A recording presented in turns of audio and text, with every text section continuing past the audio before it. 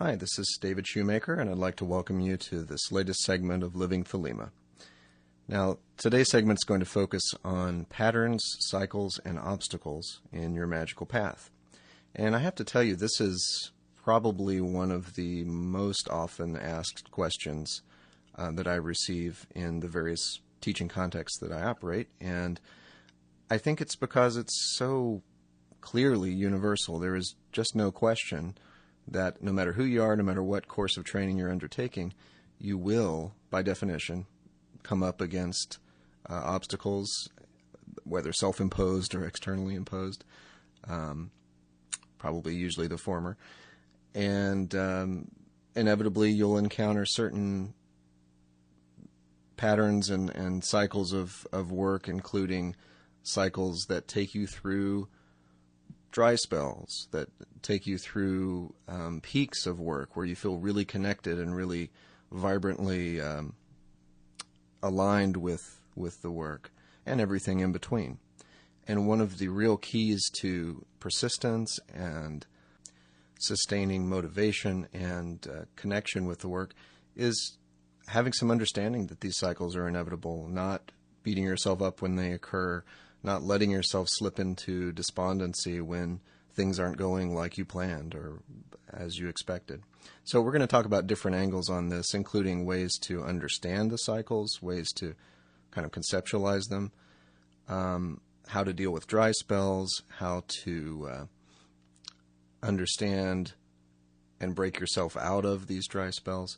So a number of topics, and I will be very interested to hear, as always, your feedback and questions following this segment. Now let's start with a little bit of discussion of how to understand cycles, how to give them a conceptual framework so that you can make sense of them and use them to your advantage, actually. Now, Crowley touches on some of this in Magic in Theory and Practice when he discusses the various magical formulae. One of these that I want to give some attention to today is the IAO formula, IAO, for those of you who are less familiar with it. Now, what we're getting at with the IAO formula is a three-stage cycle of any endeavor, whether it's personal work or something else. And the three stages correspond roughly to the idea of Isis, Apophis, and Osiris. Now, in the Isis stage, this is characterized by an innocence, a freshness of experience of the process. You've taken on a new ritual procedure, and you're experimenting with it, and you're excited about it, and you're experiencing it as a new direction in your life, a new thing to try. You know, you're into it. It's new. You have some commitment to it. You're not at all disillusioned with it. It's too new for that. Eventually, you move into what we call the Apophis phase, the A phase, where you get disillusioned. You start to feel a little bit lazy. You start to get a little disappointed that maybe it's not going as well as you expected, or you're not doing as well at it as you expected. You begin to question whether it was the right choice. You get lazy. You get tired of doing the same thing over and over again. You know, let's say you've decided, okay, I'm really going to work on asana now. I'm going to sit in that posture and really lengthen my time. And then long about the second week of doing this every day, the boredom sets in, or you start getting distracted. You get the idea. And then we reach the Osiris phase, which brings, much like the archetype of Osiris as the arisen god who has been reformed anew, you get new insights and perspectives on the blockages you've just come through. You emerge from that whole blackness, the A phase, with a newfound clarity about the whole process. And what I think is really essential here is to understand that you can't get to the mature understanding of any process without going through that middle phase. It's not all about innocence and beauty and perfection, newness and excitement. leading directly to enlightenment in almost every case. It requires you to have some of the perhaps even painful disillusionment and questioning that occurs in the middle phase in order to really grasp what it's all about and integrate it. So this whole cycle, the IAO cycle, is one that I encourage you to remember when you are undertaking a new task, a new course of training, for example, and let it help you not get bogged down, disillusioned, and above all else, let it help you persist through the A phase, through that apophis darkness, and emerge on the other side so that you can really get the full benefit of what you're doing. Now let's look at another kind of cycle, another way of conceptualizing these cycles, the alchemical principle of solve et coagula. And this basically consists of a phase in which things are broken apart, analyzed, fragmented purposely, which is then followed by the coagula phase, a synthesis phase, where things are brought together, reintegrated in a refined way, where you have a deeper understanding of the interconnectedness and the role of each of the parts you've previously analyzed, and the whole truly becomes more than the sum of its parts, as they say. So the reason this formula seems so important to me in terms of understanding our personal work is that there are so many phases, so many instances in our practices where the nature of our work requires us to fragment in order to develop. We have to look at different aspects of ourself, for example, in a training system that's based on the Tree of Life, where you have to sequentially focus on the different sephirothic or elemental grades of an order. There's certain tasks keyed to those different aspects of self, the intellect or the body, etc. Those are necessarily fragmented, and the point is to have a deeper connection and understanding to those aspects of self so that when you resynthesize them, they have been, in essence, purified and consecrated and dedicated to the greater work of the process. But when you're in the middle of one of those places, when your focus is drawn to just one aspect of yourself, there will be a tendency for dryness at times. There will be, or alternately, a tendency to be so immersed in it and so emotionally overwhelmed by it that it's hard to get your head out of that. Either way, the danger is one of losing sight of the overall pattern. That is of, for example, forgetting that all your work on asana is just a phase of getting your body still, and not getting into a state of despair that all your work is just focused on this one task of sitting still. More importantly, because this is such a persistent trouble spot, the soul way end of the equation, the analysis and the fragmentation phase of the work, can be one that can be very disillusioning. It can lead us to feel that there's too many aspects drawing our attention. There's just too much on the plate. There's too many individual things that we can't put together, that we feel unable to grasp. It's overwhelming to us. And so my main point is that when you feel that way, consider that you're simply on one end of the cycle. You're in a phase of the work where that's the way it's going to feel. That's the way it's supposed to feel, in a sense, until you get to the next synthesis phase. So try not to lose heart at those moments. To be slightly cliche about this, things have to fall apart before they can fall back together. And when they fall back together, it's going to be in a refined and perfected pattern by virtue of the falling apart. It's basically what it comes down to. Now, a general principle I want to share before I move on to the next topic is that when we get to a stuck place, a dry spell, an obstacle, what feels like an obstacle in the work, one of the greatest gifts you can give yourself is to see it as a spiral rather than a back to square one kind of situation. In other words, you've come back around to a place that you recognize that feels dry and unsatisfying and stuck. But if you can see how this time around is slightly different than the last time, if you can find a way to understand within the context of your overall progress that this particular stuck place is the latest example of a type of stuck place, but it's not the same stuck place as you had before.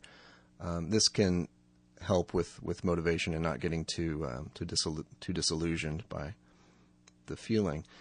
So think of it like an upward spiral. You're cycling back around. The terrain is somewhat familiar, but you're at a slightly higher level than you were before.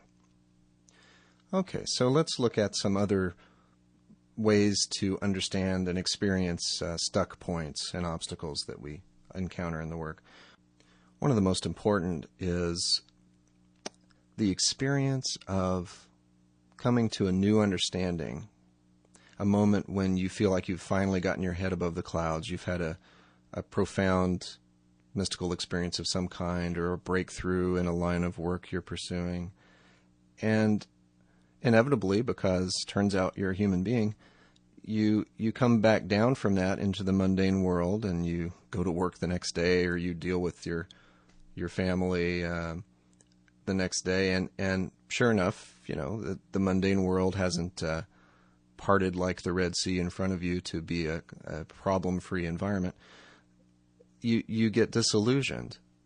You have had your head above the clouds, and it's depressing to not be able to stay there more often. So, once again, the key is to have some compassion with yourself and understand that the ego, the ruach, is trying to adjust to straddling that gap between the idealized experience and the way that most of life plays out in a mundane fashion. The key to avoiding despair here is to understand the universality of this experience. It's completely expectable. It is completely normal, and it is not a bad sign of anything. You've had your head above the clouds, and you'll get back there when the time is right. Another way to look at obstacles, stuck places, dry spells, is to ask what the obstacle is teaching you. Why did you need to be stuck right now? Why did you need to be held down in the place where you are longer than your ego felt necessary? The answer to that question is very often that there's a particular maturation process that you needed to undergo. You needed to slow down, look at something, feel something, wrestle with something. And I think if you reflect back on the times in your life that have been most transformative, you will find, with the help of your diary hopefully, that those transformations were very often marked by coming through a desert of some kind, where you felt very stuck and lost.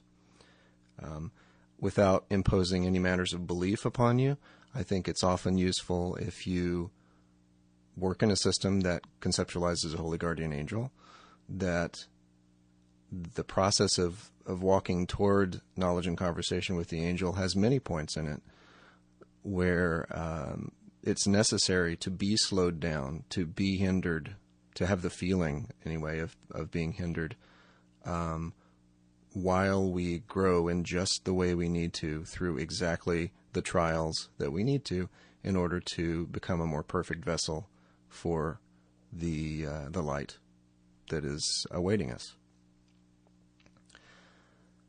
Another question to ask when encountering an obstacle or stuck point is, do I have an undue degree of lust of result here? How much ego involvement and attachment do I have to whatever end I'm working toward? And is that tripping me up? I think that is very often the case, and for all of us. And so it's a very important question to ask. It's useful to think about the mechanism of these shadowy times entering our work and our lives. The Jungian analyst Robert Johnson, who I've mentioned before in other segments, has some lectures on this. And he discusses the various ways, as he puts it, the ways that spirit enters our world. And one of these is through paradox. When we encounter a choice point in life, a dilemma that seems to have no rational solution, we're stuck. We don't know what to do. It seems like it's a rock and a hard place. There's seemingly no right choice. Well, what's happening there, what we can open ourselves up to happening there, is that the Ruach, the ego, is stymied by the situation and has nowhere to turn. It can't think itself out of it. And in the breakdown that occurs there is space for the neshama to enter. There is an opening for inspiration and intuition. And if you trust that, if you let go of some of the attachment to thinking your way out of these dilemmas, you'll create that space in yourself for the voice of the angel, of your own deeply spiritually informed conscience.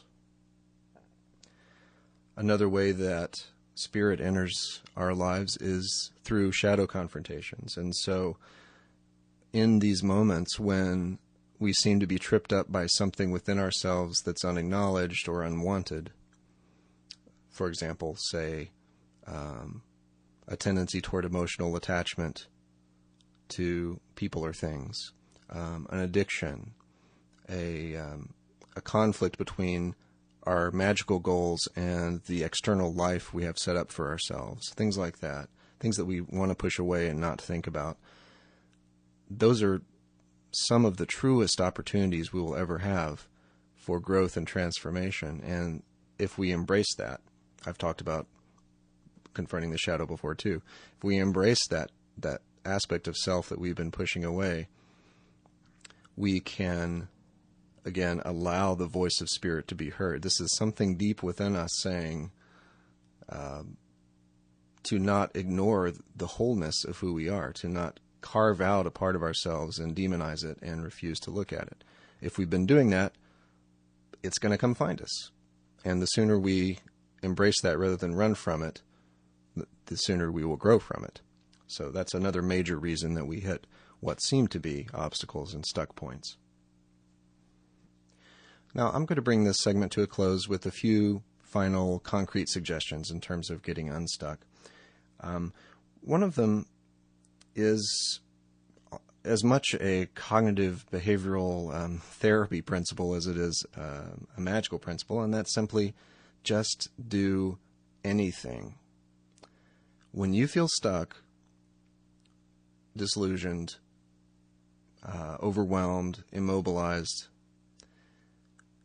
the most kind of therapeutic thing you can do for yourself is to simply take action so that you can see that you're not actually immobilized. There's no way you're going to be able to tell yourself, I'm stuck, I can't do anything, I'm lost, when you've seen that you've made yourself just get up and do a banishing, or do 10 minutes of meditation on something. Write in your diary.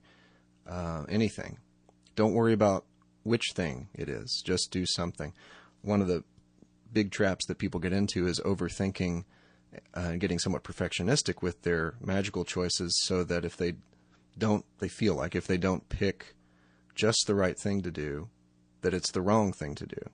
That there's a catastrophic result of choosing one practice over another, or choosing the right working to do now instead of another. And almost in every case, this will not be a catastrophic choice. So don't pressurize the situation by telling yourself that it is, and simply just do something. Another thing you can try is when you're stuck, confused, hitting a paradox moment, aid the neshama in its attempts to get some sense into you, and or rather nonsense, as the case might be. Do a divination. Take the situation before you and make a conscious decision to not make an ego-based decision on the overall issue. Do a tarot spread, or throw the I Ching, or even just flip a coin. It's a good way of shaking up the ego's death grip on control over these sorts of life decisions. Another thing you can do is when you can identify that an obstacle you're facing is because of a surplus of some type of energy within yourself. Let's say you've recognized that the Mars energy, the Gaburan kind of force within you is too present. You've got too much aggression or too much bluster in your life, and you need some peace. Rather than, for example, designing some sort of ritual to reduce Gaburan energy, which would be counterproductive, do a ritual to increase the complementary force. So something on the mercy side, a Jupiter ritual, a Hesed ritual, something to counterbalance in a positive way. So you're always working on the idea of bringing in the forces you need rather than carving out, cutting away, pushing down the forces you want less of. It's just a more constructive way to achieve balance, in my opinion.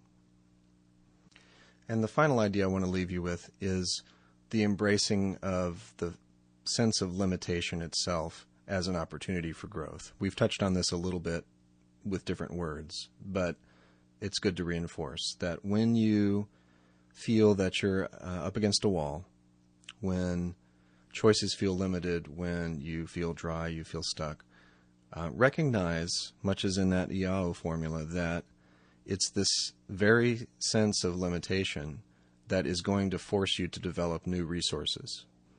It's going to force you to mature in certain ways, to develop a new formula for your work, for your life, for yourself, that wouldn't mature otherwise. You had to hit the wall.